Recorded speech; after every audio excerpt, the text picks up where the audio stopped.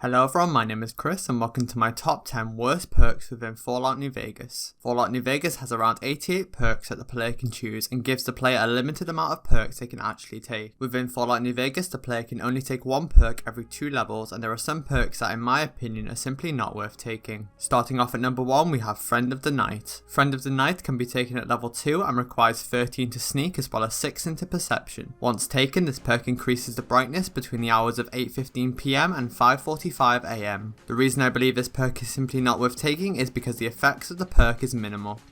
Additionally, it is not hard to see at night without the perk when not taking mods into consideration, and furthermore the player can gain the exact same effects by consuming either Cat Eye or creating Ghost Sight if you have the Dead Money DLC installed. For those that perhaps find the effect annoying or unnecessary, this perk can also be a negative as it cannot be removed, unlike the effects of chems that create the same effect.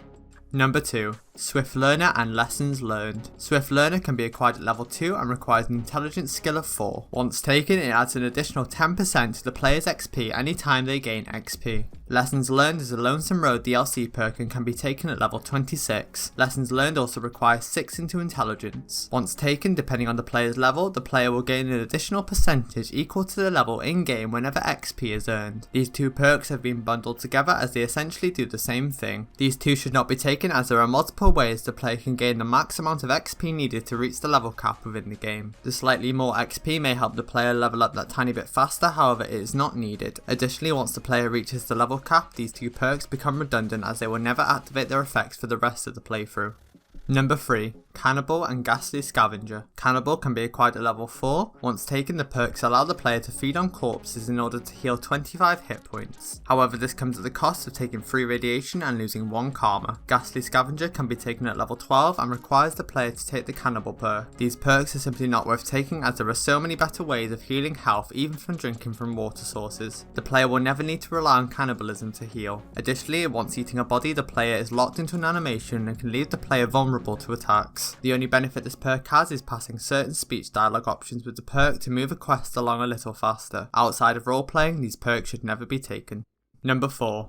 Lead Belly. Lead Belly can be taken at level 6 and requires 5 into endurance. Once taken, the player will only take half the radiation amount when drinking from a water source. The reason this perk is not worth taking is that there are many other ways the player can heal their health, and drinking from water sources would only be as a last resort. The player will most likely find themselves relying on items such as stim packs, super stim packs, and drinks such as purified water which incurs no radiation penalty. Additionally, if you have the Old World Blues DLC, this perk is even more redundant as you can acquire the Y3 implant. Once you have it, when the player drinks from an irradiated water source, the implant removes all radiation from it, making the perk useless.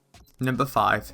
Terrifying Presence. Terrifying Presence can be taken at level 8 and requires 17 to speech. Once taken during conversations with specific NPCs, the perk will allow the player to choose unique dialogue, often resulting in the NPC either fleeing or attacking the player. Legionaries, we have a problem. Die, coward. What in the goddamn? Let's keep this in the groove, hey? Smooth moves like smooth little babies. Cash me out of this mess. The upside to this is that penalties of killing the NPCs are often reduced. Aside from roleplaying, there simply isn't any reason to terrify NPCs into attacking prematurely or to slightly speed along a quest, as there are many other ways to go about interacting with NPCs, even if the goal is to kill them. Unless you're roleplaying a specific build, this perk is better left alone. Number 6. Here and Now. Here and Now can be taken at level 10. Once taken, the player is immediately leveled up again, allowing you to put 15 more points into any skill. The reason this perk is redundant is because there are an abundance of ways to gather XP and level up in the game, and you will really struggle to get to the level cap. Additionally, most cases of taking this perk is simply to pass a certain skill check when trying to do a quest or speak with an NPC. Although this may be useful, there are only a small amount of cases where you can't just leave and return to a quest once you have the required skill.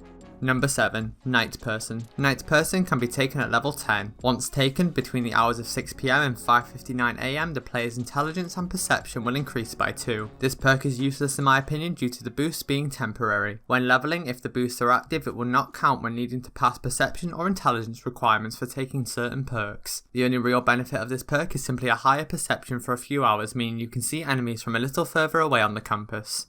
Number 8. Tag. Tag can be taken at level 16. Once taken, you will be able to tag another skill, which will boost that skill by an additional 15 points. This perk is bad due to similar reasons that I talked about with Here and Now, and that is there are an abundance of ways to level up in the game which will allow you to put the points you would have gotten from tag into other skills normally. Additionally, most people will take this perk to try and meet a certain skill requirement when completing quests or talking with certain NPCs. Number 9. Computer Whizz and Infiltrator. Computer Whizz can be taken at level 18 and requires 7 into Intelligence as well as 17 to Science. Once taken, this perk will give the player one more attempt to hack a terminal they were previously locked out of. You were given 4 attempts to guess a password, and if you fail all 4 attempts then you will become locked out of a terminal. Infiltrator can be taken at level 18 and requires 7 into Perception as well as 17 to Lockpick. Once taken, this perk will give the player one more attempt to pick a broken lock.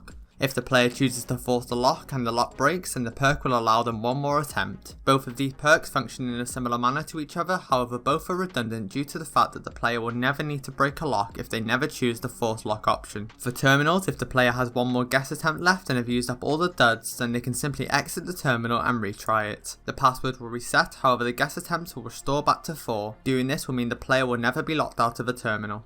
Finally, at number 10 we have Explorer. Explorer can be taken at level 20. Once taken, the perk will reveal all map markers on the world map. The reason this perk is useless is that although it does reveal all the map markers in the game, it does not discover any of them, meaning that in order to fast travel to any of the markers, you will need to manually travel there in order to discover the location. This does have some use for those that are looking for a very specific location, or for someone who is playing through the game for the first time. However, aside from that, it is simply not worth taking. There are many more useless perks in Fallout New Vegas that didn't make this list, so here are some dishonourable mentions. Number 1. In Shining Armor. In Shining Armor can be taken at level 2 and is a Dead Money DLC perk. In Shining Armor also requires a repair skill of 20 as well as a science skill of 70. Once taken, the perk was meant to provide an additional 2 DT against energy weapons when wearing reflective headwear or glasses, as well as an additional 5 DT when wearing metal or reflective armor. The reason this perk is not worth taking is because it is bugged and does not work. When getting hit by an enemy, the game code checks to see if the enemy skill type is energy instead of energy weapons, meaning the code will always return a negative, therefore never activating the perk's benefit. Number 2. Junk Rounds. Junk Rounds can be taken at level 6 and is a Dead Money DLC perk. Junk Rounds also requires a repair skill of 45 as well as 6 into luck. Once taken, the player will be able to craft a handful of ammo types with ammo casings, tin cans and scrap metal. This perk is simply not worth taking due to the high volume of junk the player will need to haul around with them and the low output of ammo that the player can actually craft. For most of the ammo you can craft, it's actually more cost effective to sell the ammo components and simply buy the ammo from vendors in the game. Additionally, when crafting the ammo, only the undamaged tin can variant will be used for ammo crafting. The bent tin can version cannot be used, making this perk even more undesirable. Number 3. Alertness. Alertness can be taken at level 12 and is a Lonesome Road DLC perk. Alertness also requires a perception skill of 6 or higher but must be less than 10. Alertness once taken grants a temporary buff of 2 to perception as long as the player is crouched and not moving. This perk is simply not worth taking due to the fact that the only benefit higher perception has is that you can see enemies from further away on your compass. Additionally, unless you're camping and playing a sniper type build, the benefit will not be active most of the time due to the consistent movement. And finally, at number 4 we have Mile in Their Shoes. Mile in Their Shoes can be taken at level 20 and is an Old World Blues DLC perk. Mile in Their Shoes also requires 25 into survival. Once taken, the perk grants a bonus of 1 into perception, 5 into poison resistance and 5 into sneak for 4 minutes whenever the player consumes Night Stalker squeezins. The reason this perk is useless in my opinion is that out of all the healing items, Night Stalker squeezin is not an item you would normally go first in order to heal your health. Additionally, the 1 perception at level 20 really isn't that helpful, as well as the poison resistance not being all that useful due to the fact that you're not poisoned that often within the game. Additionally, after talking with Dr. Klein at the start of the Old World Blues DLC, you will gain the Heartless perk, making you immune to all poisons within the game. This makes the 5% poison resistance redundant. Finally, with the sneak bonus, the 5 into sneak really won't make much of a difference and you will gain a better bonus from using aid items such as stealth boys when you really need to remain undetected. And there we have my top 10 most useless perks within Fallout New Vegas. I hope you find this video helpful and as always, thank you for watching.